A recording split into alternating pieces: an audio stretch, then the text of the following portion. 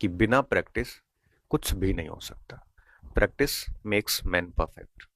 आपको परफेक्ट बनना है, संपूर्ण तो कोई है ही नहीं, परफेक्ट बनना है तो आपको प्रैक्टिस करनी पड़ेगी। अब ये बात तो तय होगी कि प्रैक्टिस करनी पड़ेगी, बिना उसके कुछ भी पॉसिबल नहीं है, कुछ भी संभव नहीं, अच्छा परिणाम तो बिल्कुल संभव नहीं है। अब दूसरा प्रश्न ये उठता है कि महत्व तो आपको समझ में आ गया, अब बच्चों का प्रश्न ये रहता है कि प्रैक्टिस के सर माध्यम क्या हो, किससे करें प्रैक्टिस, है ना। महत्व के बाद में दूसरा प्रश्न ये रहता है कि कौन से माध्यम से प्रैक्टिस करें, किसके सहारे प्रैक्टिस करें। अब देखो, माध्यम कई हो सकते हैं। पीवाईक्यूज, पीवाईक्यूज का मतलब होता है पुराने वर्षों वर्षों के प्रश्न। दूसरा, टेस्ट सीरीज। तीसरा, मॉडल पेपर। ठीक है, मॉडल पेपर। ये तीन प्रैक्टिस के अच्छे माध्यम माने जाते हैं। अब तीनों में से पहले नंबर पे मैं हमेशा पीवाईक्यूज को रखता हूँ।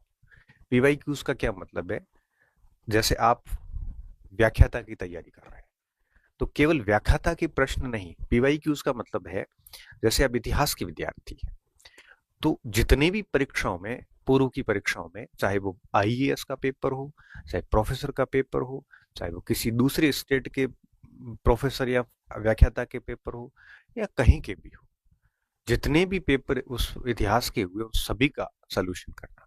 ये नहीं है कि पिछले 4 साल के प्रश्न लेके आप सोल्यूशन करो, नहीं।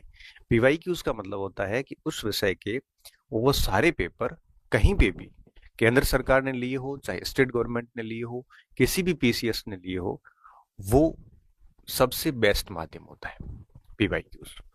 कई बार बच्चे मुझे पूछते सर कौन सी पुस्तक ला, मैं तो कहता हूँ सारी लेके आते हैं और एक एक करके पीवाईक्यूज को आप सोल्यूशन करो। आप भली टेस्ट सीरीज दो, भली मॉडल पेपर दो, जब तक पीवाईक्यूज नहीं करेंगे, जब तक आप एग्जामिनर्स एग्जाम्स के पैटर्न को नहीं समझ पाएंगे, आप विषय की भाषा को समझ नहीं पाएंगे।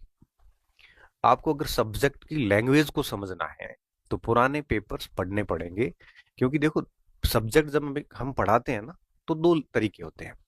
टीचर जब पढ़ाता है तो अपनी बेसिक लैंग्वेज से पढ़ाता है, और एग्जाम हॉल में हमेशा किताब की भाषा पूछी जाती है। अगर आप बेसिक भाषा से अच्छे पढ़ लिए तो समझ विकसित हो जाएगी, लेकिन जब तक आपने पुस्तक की भाषा नहीं पढ़ी या प्रश्नों की भाषा नहीं पढ़ी तो आपको ये समझ में नहीं आएगा। परीक्षा हॉल में प्रश्न आपका पढ़ा हुआ भी आएगा ना, तब आप लैंग्वेज से गच्चा खा सकते हैं। तो कोशिश कीजिए कि आप जो है वो पुराने प्रश्न जितने भी हैं, प्रीवियस ईयर्स क्वेश्चंस, वो सारे सोल्यूशन करें और ढंग से करें। भली टेस्ट सीरीज ली हो आपने, भली मॉडल दो, लेकिन ये नेसेसरी है।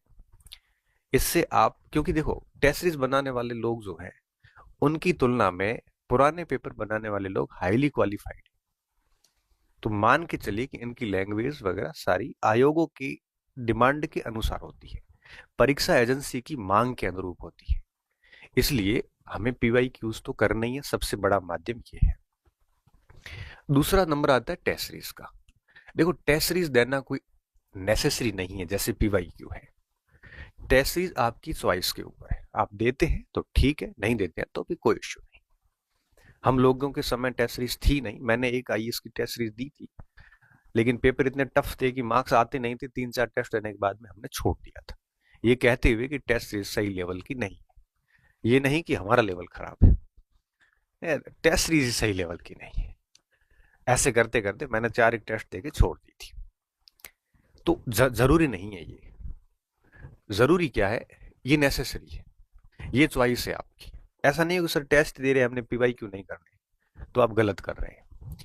तो टेस्ट सीरीज अनिवार्य नहीं है। हाँ, अगर आप चाहते हैं कि आपका आंकलन हो, आप सोचते हो कि मार्केट में आपकी क्या स्थिति है, जैसे 100-500 बच्चे बैठे हैं, उनमें से आपका क्या स्थिति है, टेस्ट सीरीज आपका आंकलन करवा देता है।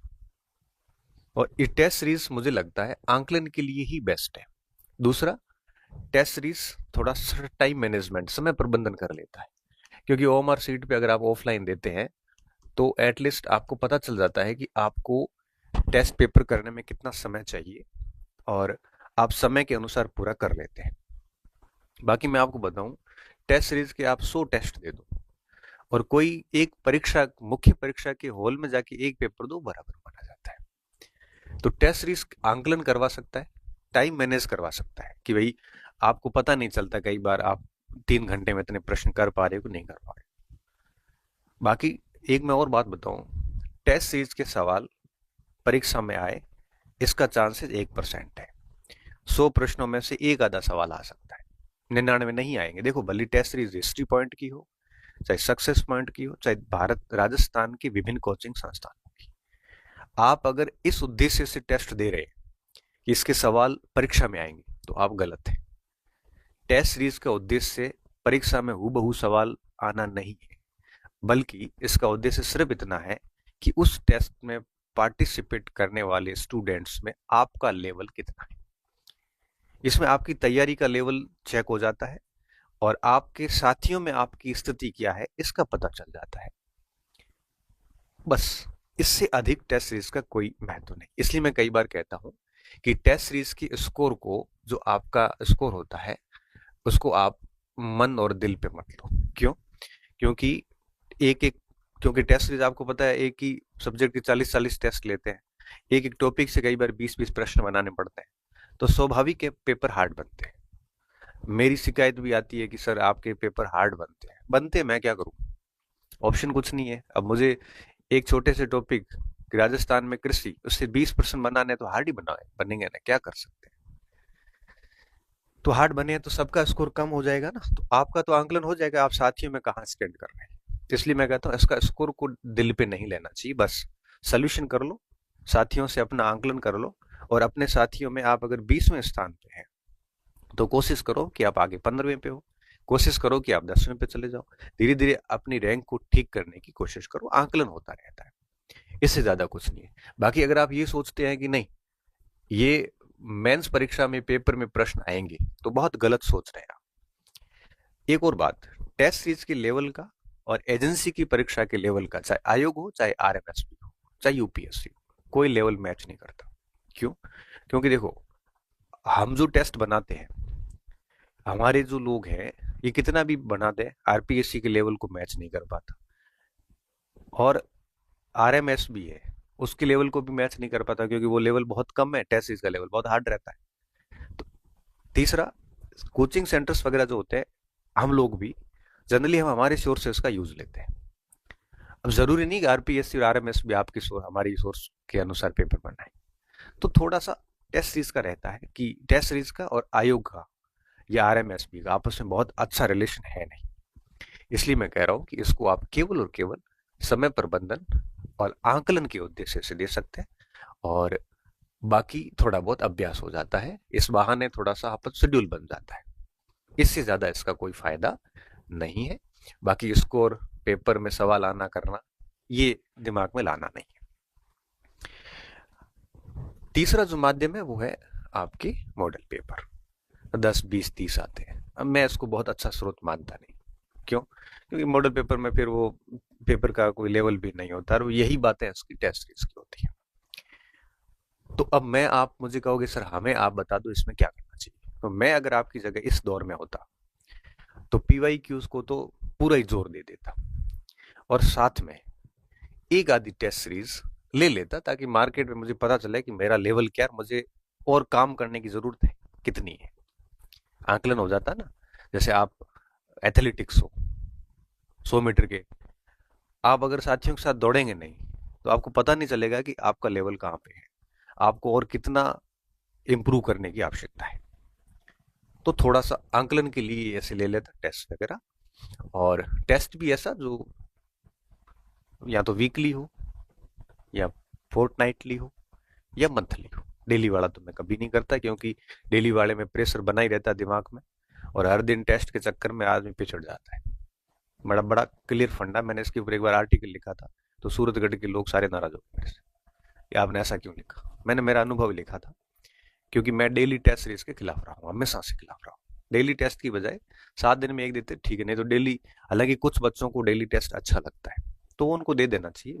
मैंने मेरा मत बताया था कि डेली टेस्ट में क्या होता है, सुबह से शाम माइंडसेट में ये रहता है टेस्ट देना है, टेस्ट देना है, फिर वो पूरा दिन वही पढ़ते हैं, फिर दूसरे दिन भी वही सेम कंडीशन आती है, फिर वो क्या है कि समग्र तैयारी नहीं कर पाता, और फिर रैंक ऊपर नीचे होती है तो टेंशन और हो जाती है।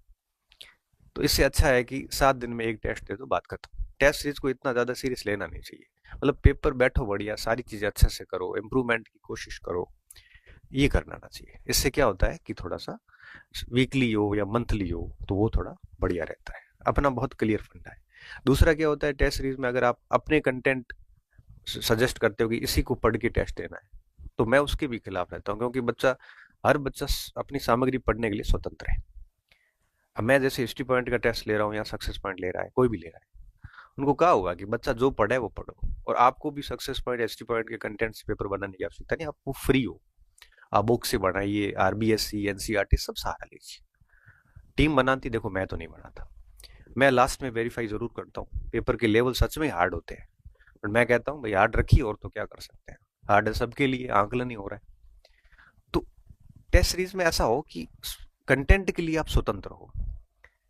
कई जगह कंटेंट के लिए भी डाला जाता है कि नहीं ये किताबें पढ़नी है, फिर वो क्या होता है, कोचिंग और लेखकों के बीच में आपस में टाई अप हो जाता है, उनका कमीशन चले जाते हैं इस तरह से। तो मैं हम कभी भी इस बात के पक्ष में नहीं हूँ कि हाँ ये पढ़ा जाए। हाँ, सजेस्टेड बुक ले सकते हो कि भाई ये सजेस्टेड पुस्तक है, इनमें से आप है वो पढ़ सकते हैं। और मुझे लगता है कि आजकल सब स्टूडेंट को पता है कि किसके लिए क्या क्या पढ़ना है। बस आप टेस्ट ले लो, बाकी चीजें हस्तक्षेप बच्चे की सामग्री में नहीं करना चाहिए। और बच्चों को भी मैं यही कहता हूँ कि टेस्ट दे दीजिए, भूल जाइए कि क्या है क्या नहीं। स्कोर कम है तो कोई बात नहीं, आंकलन कर लो थोड़ा और, इस तरह से ये टेस्ट। तो मैं आपकी जगह होता, तो जैसे मान लो मुझे 4 घंटे देने हैं या अभ्यास जैसे करना है, तो अभ्यास का 90% टाइम में पीवाई क्यूज को देता, 10% टाइम में टेस्ट सीरीज को देता। इस पे समय खराब नहीं करता। क्लियर? ये महत्व हो गया। और टेस्ट का माध्यम क्या हो सकता है, पीवाई क्यू को हल करना बहुत ज्यादा जरूरी है।